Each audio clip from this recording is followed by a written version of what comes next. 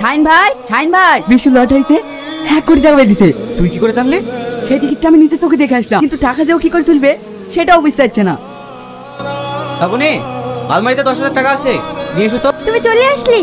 হ্যাঁ, এই দেখো বাজার টাজার করে নিয়ে আসছি। সালমা শোনো, ঘরে আসো। কি এমন ছাতের কথা বলবা? এদিকে আসো, ওদিকে আসো, কি বলবো বলো তো? কথা বোঝে না, আসো তো। এই দেখো, এটা সাইজ করে রাখো তো। কি এটা? ঘর গুছানো মেশিন। কথা শুনে কাজ চলে যায়, দাও। বিশু, বিশু। আরে প্রধান ভাই যে আমাদের বাড়িতে, আসেন আসেন ভাই বসেন। ওকো একটা চেয়ার দাও। আমি এখানে বসতে আসিনি, আমি বিশুকে একটা জায়গায় নিয়ে যাব। আমাকে আবার কোথায় নিয়ে যাবেন? ধুর পাগলা, তুই তো এখন সবসময় আমার সাথেই থাকবি। মানে আমার মতন মানুষ। আপনি একটু এদিকে আসেন, এটা রাখেন, বাজার করবেন। আমি ঠিক বুঝলাম না।